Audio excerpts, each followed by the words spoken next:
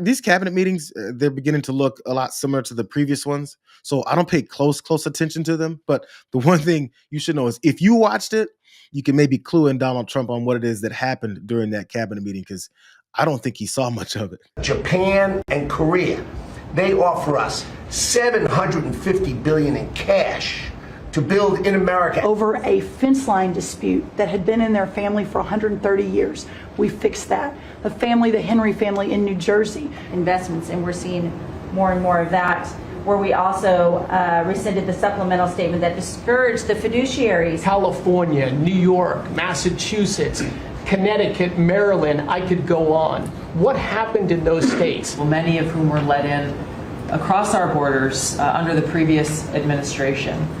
We are focused on these tasks and this imperative for the American people, and just appreciate your leadership, Mr. President. Key Supreme Court decisions like Loper-Bright overturned the Chevron doctrine. We inherited massive backlogs. And that means that American patients at the point of care will be able to get an answer immediately. If your doctor says you need knee surgery, you will know before you leave that doctor's office. You would have to spend maybe 45 minutes filling out forms on a clipboard with regulations that were going to destroy the nursing home industry in those communities. And that is going to be a $25 billion savings. Those are some of the things that we're doing because of your leadership. Or Cambodia and Thailand. And so on all these things, Mr. President, I think you deserve tremendous credit for the transformational aspect of our foreign policy. Not only do we have an old-ass fascist in the White House, we have an old-ass fascist who can't even stay awake for all the lying that his cabinet will just circle around and keep giving him.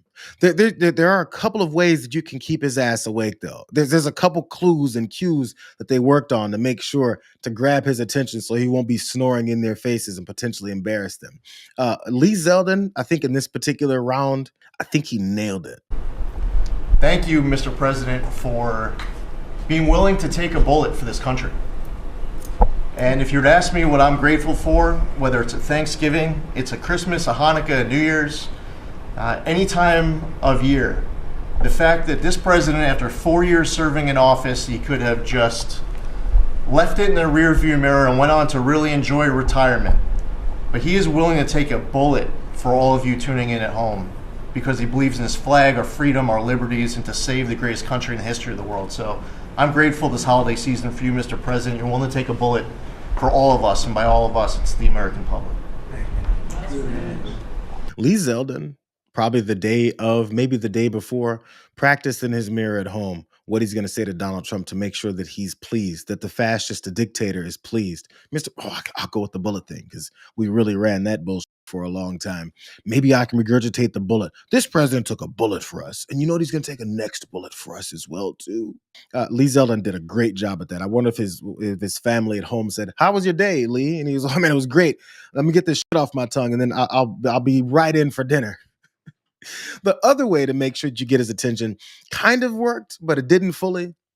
Marco Rubio has to mention him, look his way, and kiss his ass. But it has to be with these sharp ways of talking. But this war is going on, and the president is trying to end it, not because, listen, we got a million things to focus on in the world as a country, but he's the only leader in the world that can help end it.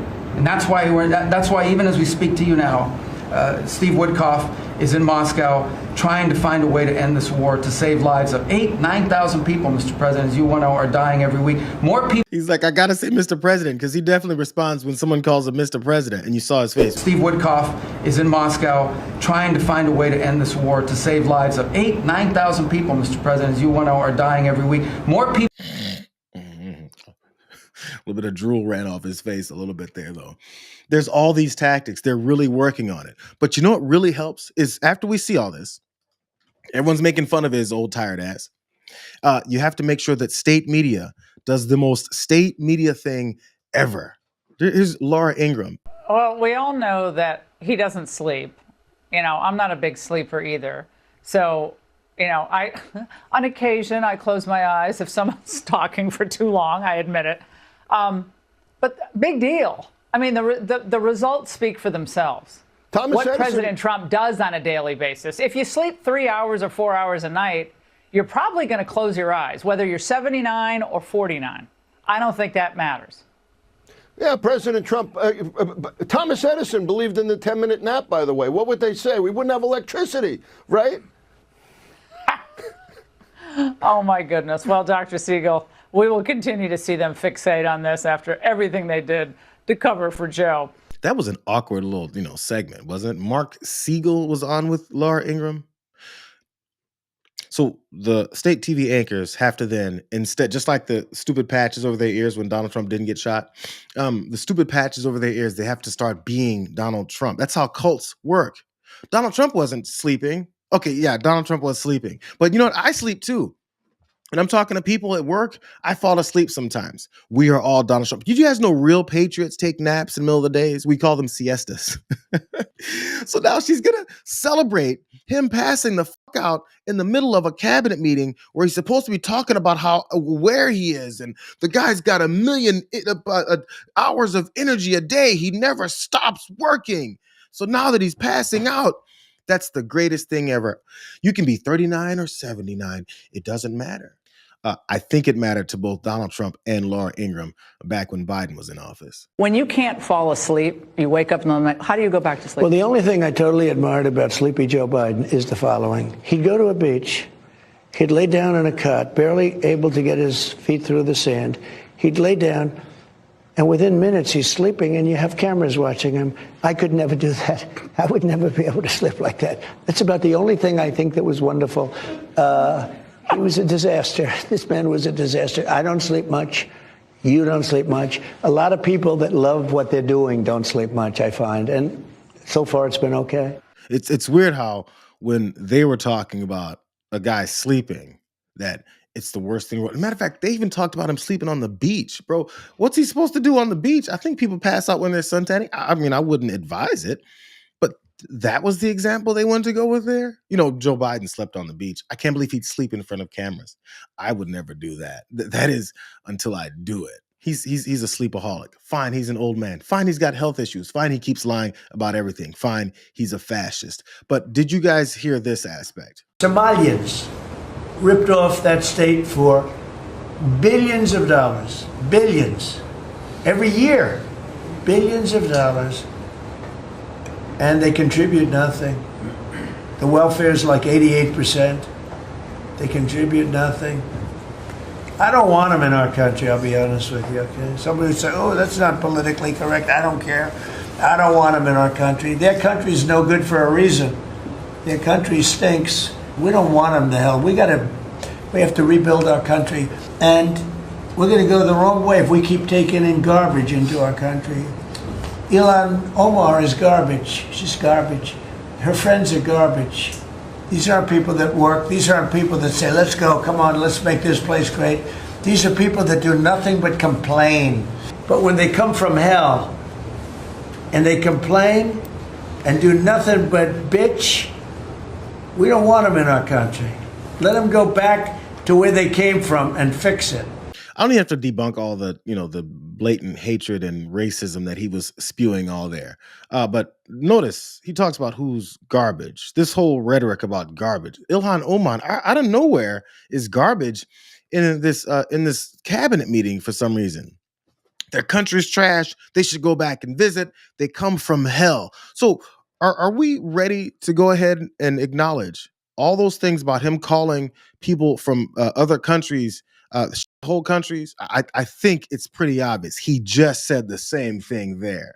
But all they do is come here and take from us and don't contribute anything. More lies. Again, you don't even have to debunk all that because we know it's bullshit. But this energizes him to spew off all of this hate and to call people garbage. Let me give you guys more flashbacks of what it is that we saw. And when we saw it, we pointed out how they're a bunch of racist, and you guys said he's just trolling. Now that he's saying what this guy said in cabinet meetings, is he still trolling? A lot going on. I don't know if you guys know this, but there's literally a floating island of garbage in the middle of the ocean right now. Yeah, I think it's called Puerto Rico. Okay, all right, okay, we're getting there. Again, normally I don't follow the national anthem, everybody. It was just a joke. Well, that is until it became policy. And now part of that policy in calling everyone that's from Somalia garbage is I don't want them here. Who's them? How are you going to identify every person that's from Somalia? How are you going to do that, Donnie? Ask that question to yourself and think about how he would identify everybody that he thinks is from Somalia and why they're garbage, like this guy at their Madison Square Garden Nazi rally did right before the election. And then when people got upset about it, they said, what are you guys so upset about? It's just a joke talking about an entire group of people as being garbage. That's why Tricia McLaughlin didn't want to answer the question either. The president yesterday spoke extensively about his feelings about security and immigration and asylum in different parts of the country. He said he does not want people from Somalia here. He called them garbage. The Wall Street Journal estimates there are some 40,000 people from Somalia, born in Somalia, living in Minnesota right now. How many of them, how many of the 40,000 people born in Somalia living in Minnesota do you consider to be garbage? John, we're really looking at the data, the analysis here, particularly out of Minneapolis and other parts of the country where we're seeing Somalia. There's widespread fraud, particularly marriage fraud when it comes to immigration. We're looking at criminality here. Homeland Security has very reliable data here and analysis that we can go after these individuals and make sure that they're not a public charge on our communities, and they're also not a public threat to the American people. My question is, all of them? The president says he doesn't want them here. He called them garbage. Do you consider that to be all of the 40,000 people born in Somalia now living in Minnesota? John, this is not about politics. This is about public safety. We saw what just happened last week with the terrorist attack against us here in our nation's capital, where one of our great heroes, Sarah Beckstrom, was killed. That's what the precipice of this was. That's why we have to get back to base camp and make sure we are prioritizing the American people's safety. It cannot be overstated the position the Biden administration put us in when it came to vetting, letting some of these individuals under these parole programs where there was little to no vetting, no biometric data, no criminal background history, no cyber, no financial crime history. They were really relying on people to vouch for these individuals and say they should be in the country. When it comes to asylum claims as well, they were not interviewing these people on a yearly basis as expected by USCIS. That's why these people can... Go ahead, John. I'm so sorry. The individual who came to the United States suspected of killing, so tragically, that National Guard member, came to the United States during the Biden administration, was granted asylum in April during the Trump administration. How stupid does this lady sound? I'm sorry. She just doesn't sound like she knows anything that she's talking about. She's reciting the talking points. But I'm sorry, and avoiding the question. All of them, John Berman asked her, all of them. So 100% of the folks who were born in Somalia are garbage, and all of them should be gone. Look at the stats. What stats tell you that? The stats that you then jumped over to talk about the National Guardsman that was killed? Is that the stat you're talking about? Because, you know, the perpetrator that did that was from no, not from Somalia. It's weird that they're talking about Somalia and that has nothing to do with all of these tangents and escape routes and deflections that they keep trying to toss people's way. The problem that they're having is people are listening to them and then asking the next question. What the fuck? That's probably the most accurate follow-up question that's in most people's heads. Or it's just the thought that comes after hearing this guy talk about his cognitive test. I'm sorry, this is the last one from this. I thought this was crazy. I took my physical.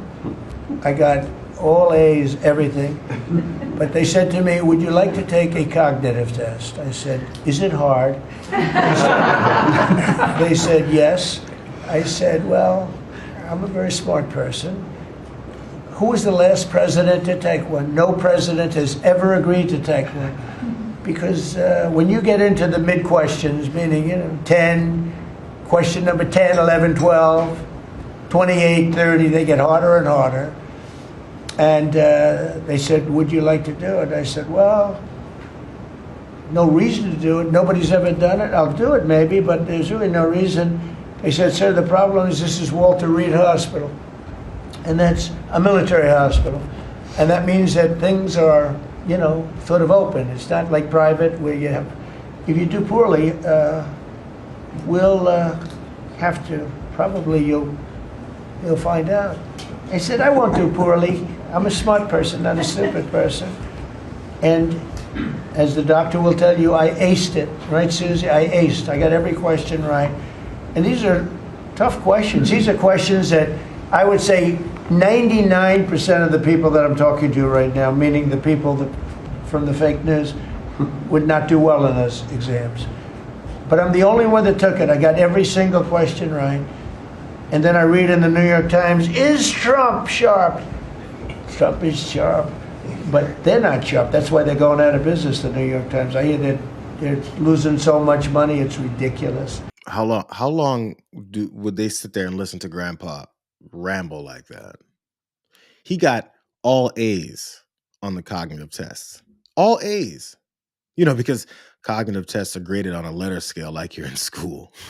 Maybe he's trying to relive the times that he failed all through school and had to get bailed out by his rich daddy and his connects.